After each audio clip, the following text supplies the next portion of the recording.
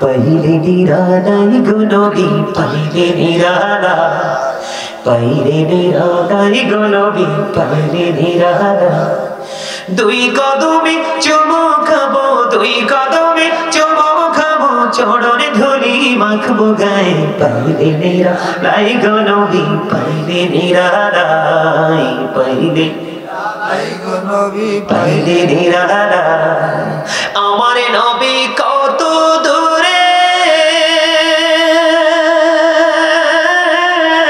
লোহিত সাগরের তীরে, হাইরে মদিনারি সোনার গড়ে আছেন তিনি সর্বদাই। পাইলে নিরালাই গো নবী পাইলে নিরালাই, পাইলে নিরালাই গো নবী পাইলে নিরালাই। তোমরা এত মধুর সুর পাইও গাইতে পারো না। দুইটা পাইছি, দুই দিকে দুইটাই কালা।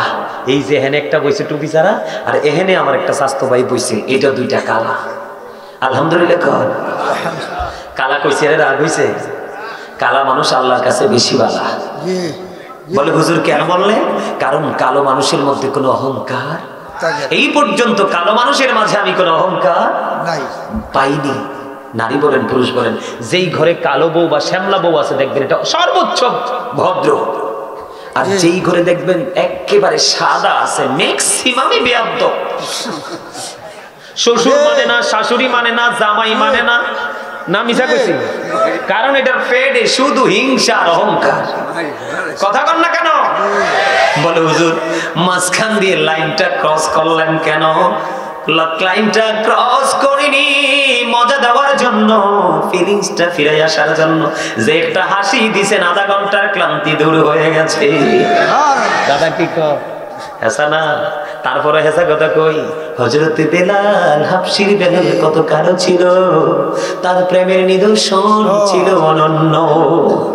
প্রমাণ বলে হুজুর তারপরে আমি যাব আমার আবার পুনরায় জিকিরে ফিরে। হযরত বেলাল এমন একজন রাসূল প্রেমিক ছিলেন, এখনো পর্যন্ত বেলাল পৃথিবীর বুকে জিন্দা। নবীজি যখন মেরাজে গেলেন জান্নাতের দিকে তাকায়া দেখলেন একটা কদমের ছাপ দেখা যায়। ছাপ বুঝেননি? ধুলাবালিতে যখন আপনি খালি পায়ে পা দিবেন তখন একটা ছাপ পড়বে, একটা সিম্পটম তৈরি হবে। কথা বলেন না কেন? এবং কাদার মধ্যে যখন পা রাখবেন তখন একটা ছাপ আসবে। নবীজি জান্নাতের মধ্যে গেলেন, দুইটা বর্ণনা আমি পাইছি, দুইটা। কেউ কেউ বলেছেন নবীজি কদমের ছাপ দেখেছেন, আবার কেউ কেউ বলেছেন নবীজি পায়ের শব্দ শুনেছেন। দাদা ভাই ঠিক না? হুজুর এত প্রেমের জায়গা গো, নবীজি পায়ের ছাপের দিকে নজর দিয়ে চাইয়া দেখলেন এটা তো আর কারো পায়ের ছাপ না, এইটা হলো আমার প্রিয় বেলালের কদমের ছাপ। আমার নবী বেলাল এখনো পর্যন্ত পৃথিবীর বুকে, কিন্তু জান্নাতে বেলালের কদমের ছাপ আমার নবী দেখলেন। আশ্চর্য ব্যাপার, আমার নবী মেরাজ যখন শেষ করে আসলেন বেলালের সাথে নবীজিদের সাক্ষাৎ করো। বেলাল রে জীবনে কি আমল করেছো? নবী গো, ও প্রাণের নবী, আমার জীবনে সবচেয়ে বড় আমল হলো পবিত্রতা। আমার জীবনে সবচেয়ে বড় আমল, আমি সবচেয়ে বেশি পবিত্র থেকেছি। আর আপনার আমার মাঝে নোংরামির শেষ নাই। পোশাকও পবিত্র না, দেহটাও পবিত্র না, মুখটাও পবিত্র না, ডাকলে তো কাজ হবে না। এই হাবশীর বেলাল ছিল কালো, প্রেমের দিক দিয়ে ইতিহাসের পাতায় লেখা। আরেকটা আইছে কালা, এটা কত দূর থেকে যাই আগাই আনছে, একেবারে সরল সোজা মানুষ, কোনো ফিলিংস নাই। হুজুর কই আছে কি করে? তা আমি কই আহারে সরল দেশে আইছি। আলহামদুলিল্লাহ। এতক্ষণ ওখানে বসে বসে আলোচনা শুনছে, মজা পায় না, এই জন্য এখানে অনেক একটা চেয়ার দে ভাই, মহব্বত কর। এবার আমি যদি কারো মানুষের ইতিহাস যদি আর একটু বলি, মূসা নবী আল্লাহর কাছে বললেন আল্লাহ গো, আমার সাথে জান্নাতে সর্বপ্রথম কে গো বন্ধু হয়ে যাবে? এবার আল্লাহ রাব্বুল আলামিন যে লোকটার ঠিকানা দিলেন তার নাম হলো বন্ধু আলী বিন মুওয়াফিক। মূসা নবী যাইয়া তার চেহারা দেখে আশ্চর্য, এত কালো, এত বিশ্রী রে তার চেহারা, কেমন করে রে আমার বন্ধু হয়ে জান্নাতে যাওয়ার যোগ্যতা অর্জন করলো? পরে মূসা কালিমুল্লাহ লম্বা আলোচনা, বন্ধু এটা অনলাইনে করা আছে, এখন করবো না, না হয় আমার জিকিরের ওয়াজ শেষ করতে পারবো না। ওই মূসা নবী তথ্য নিয়ে দেখলেন মায়ের দোয়ায় কুচকুচে কালো মানুষ মূসা নবীর বন্ধু হয়ে গেছে। এই জন্য বলছি আল্লাহ নবীর জিকিরের সঙ্গে সঙ্গে মা বাবার জিকিরটাও কইরো। বলে হুজুর মা বাবারও কি জিকির আছে? ও আছে তো। মা বাবার জিকির, জিকিরের বাংলা অর্থ হলো স্মরণ করা। তার মানে মা বাবাকেও মনে রাখো, ভালো বাইশো। আল্লাহ রাসূল বলেছেন হতভাগা সে, হতভাগা সে, হতভাগা সে। কে গো নবী সে হতভাগা? নবীজি বলেছেন পিতামাতা দুজনকে পেল অথবা একজনকে পেল, তাদেরকে ভালোবেসে সম্মান করে তারা জান্নাতি হতে পারলো না, তাদের মতো হতভাগার সৃষ্টি জগতে কেউ হতে পারে না। এই জন্য সব জিকির করতে হবে। এই জন্য আল্লাহ বলেছেন আমার প্রিয় লোকের সাথে যুক্ত হও, আমার জান্নাতে চলে আসো।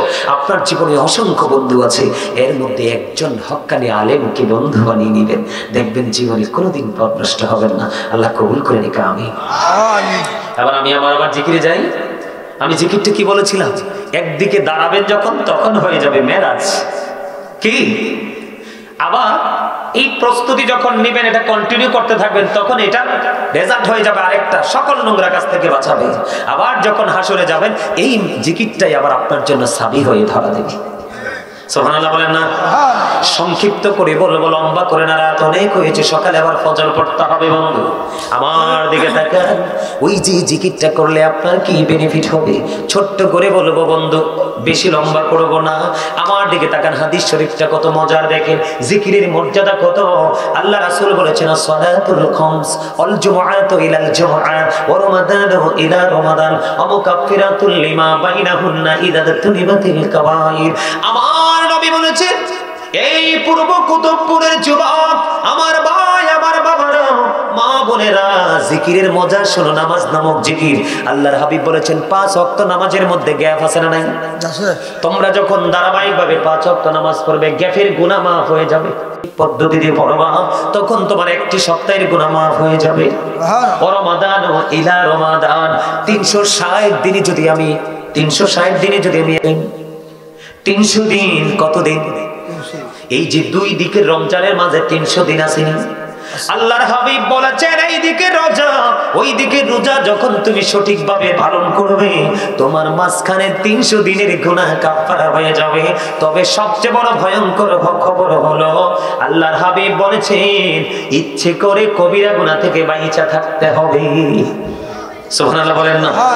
তাহলে জিকিরের পাওয়ার আছে না নাই? আছে। আরো জোরে বলেন। এবার আসেন আরেকটা মজার খবর কই।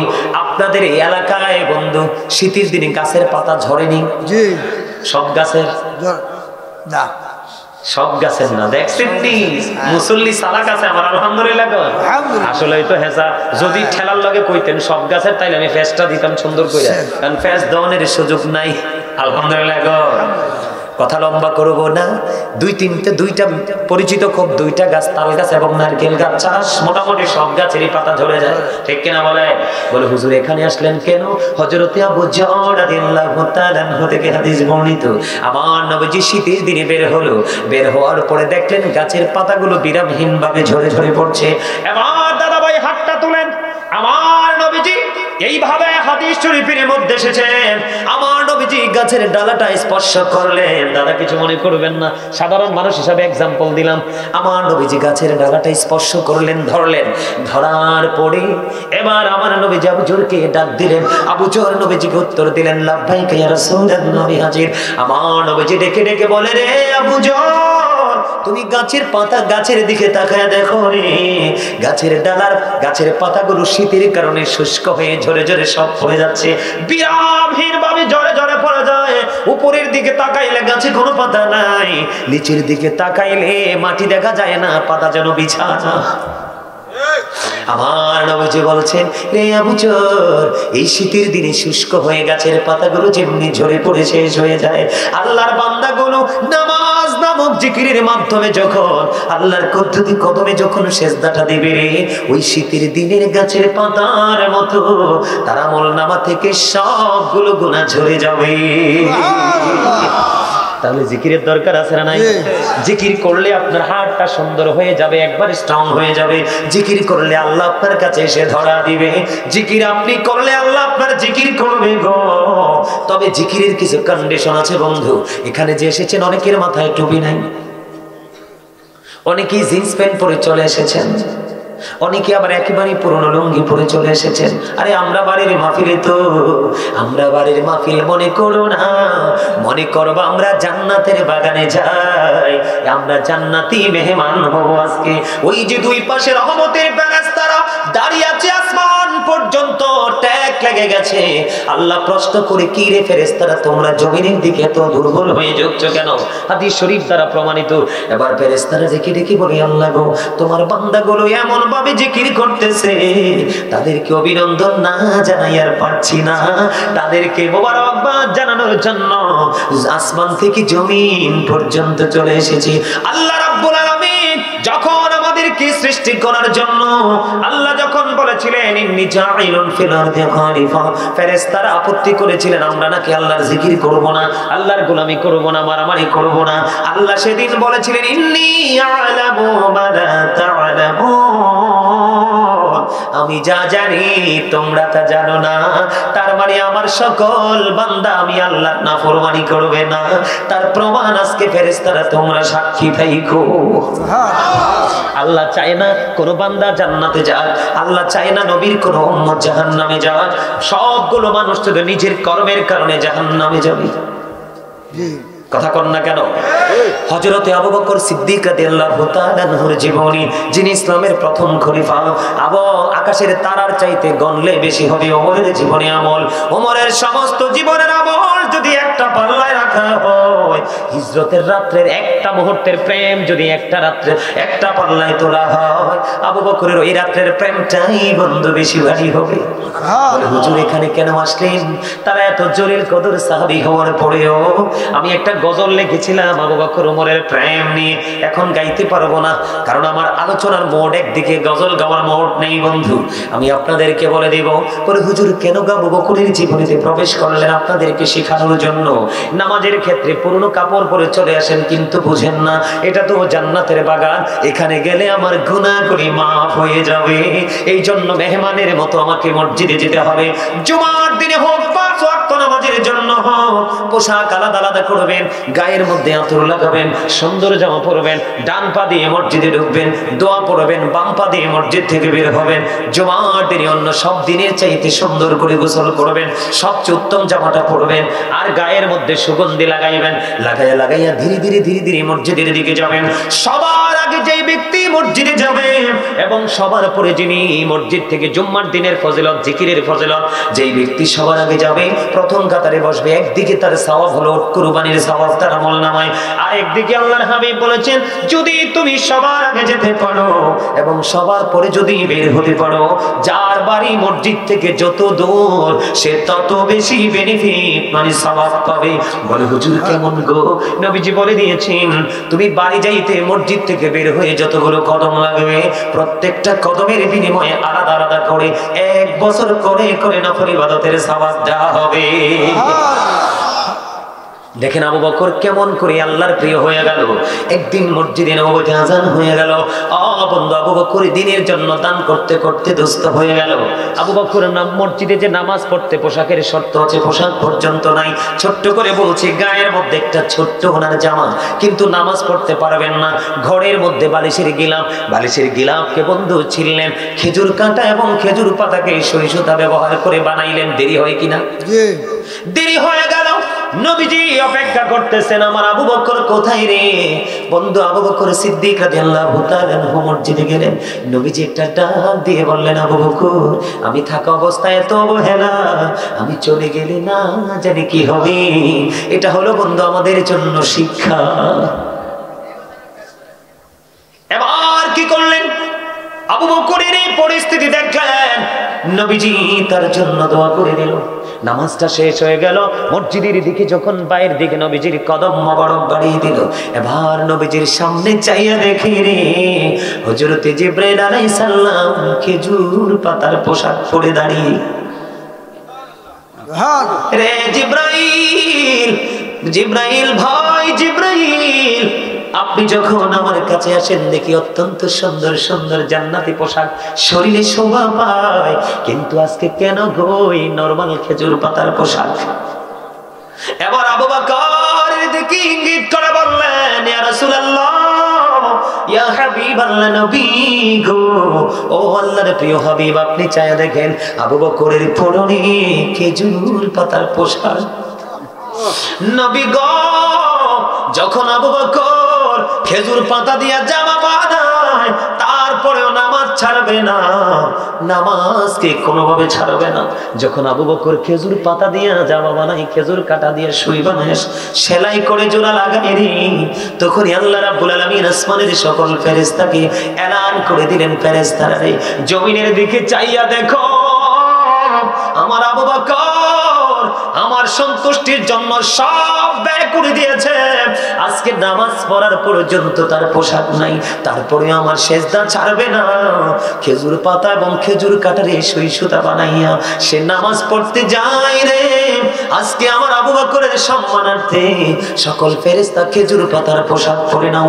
একটা ফেরেশতা যদি আজকে খেজুর পাতার পোশাক পরতে আপত্তি করো, আমি আল্লাহ তোমাদেরকে ফেরেশতাদের দপ্তর থেকে নামাতে বাধ্য হব। ইয়া রাসূলুল্লাহ, আল্লাহ রাব্বুল আলামিনের এই কঠিন হুঁশিয়ারি শুনিয়া শুধু আমি জিবরাইল নয়, আজকাল সকল ফেরেশতা খেজুর পাতার পোশাক পরে আছি। আপনার আমার গড়ে কত সুন্দর সুন্দর জামা, আমরা নামাজ পড়তে যাই না। ওই দেখেন আমার একটা স্বাস্থ্য ভাই, দেখেন না কত সুন্দর সাদা পাঞ্জাবি পরেছে, উপরে কোটি লাগাইছে, মাথায় টুপি লাগিয়েছে, সবার চাইতে তাকে একবার স্ট্যান্ডার্ড স্মার্ট লাগিয়ে রে।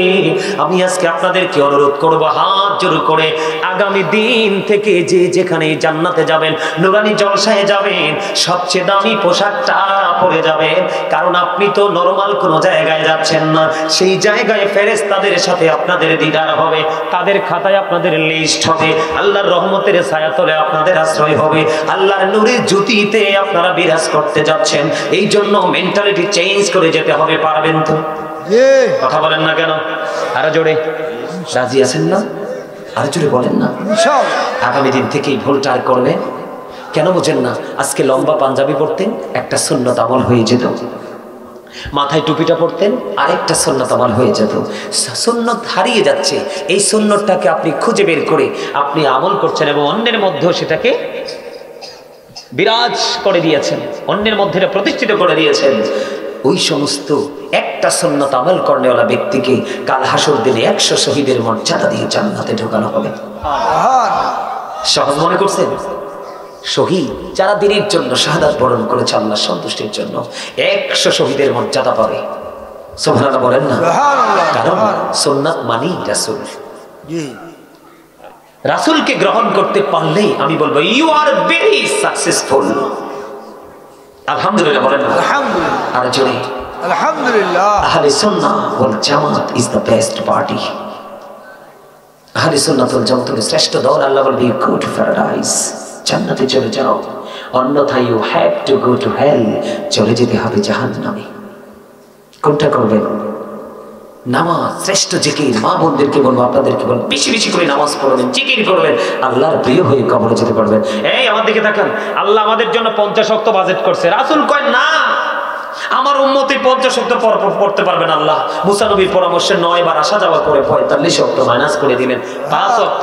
আল্লাহ কয় হাবিব আপনি কি চান? আল্লাহ গো আমি আমার উম্মতের জন্য মাত্র 5 ওয়াক্ত চাই। আলহামদুলিল্লাহ কর। আল্লাহ কয় হাবিব বড় ভালো বেশি আপনাকে বানাইছি, আমার একা একা ভালো লাগে না, আমি আশিক হইয়া মাশিক বানাইলাম, আর মাশিকের প্রেমে সৃষ্টি করেছি কুল কায়নাত। বুঝেন নাই? রাসূল বলতেছে I am from the light of Allah and everything has been created from my light। আমি আল্লাহর নূর থেকে, সৃষ্টির সব আমার নূর থেকে। সুবহানাল্লাহ বলেন না? I was a prophet when Adam was mixer of water and mud। আদম আলাইহিস সালাম যখন কাদামাটির মাঝে তখন নবী ছিলাম। সুবহানাল্লাহ বলেন না কেন? আরো জোরে। নবীটা কি যেমন তেমন নবী? Allah of the first pillar is the Lord of all, Rabbul Alamin। এটা কিন্তু একটা পার্ট। মুহাম্মদ রাসূলুল্লাহ সাল্লাল্লাহু আলাইহি সাল্লাম is the blessing for the world, রাহমাতাল লিল আলামিন। কি চমৎকার না? আল্লাহর নাম লিখতে 4টা হরফ, আলিফ লাম লাম হা, একটার উপর নিচে কোনো নক্তা নাই। নবীজির নাম মোবারক লিখতে মুহাম্মদ মিম হা মিম দাল, 4টা হরফ, একটার উপর নিচে কোনো নক্তা নাই। 4 4 মিলে হলো 8। নবীর প্রেমিকদের জন্য বানিয়ে দিয়েছেন আল্লাহ 8টা জান্নাত, তুমি যেটার উপযুক্ত সেটাই যেতে পারবা। কি বুঝলেন খবরটা? হ্যাঁ, কথা বলেন না কেন? ভেরি নাইস, গুড, ঠিক না বলেন? নেউস, আলহামদুলিল্লাহ বলেন না? আরো জোরে, আরো জোরে। আলহামদুলিল্লাহ। অল প্রেজ ইজ টু আল্লাহ, সমস্ত প্রশংসা আল্লাহ।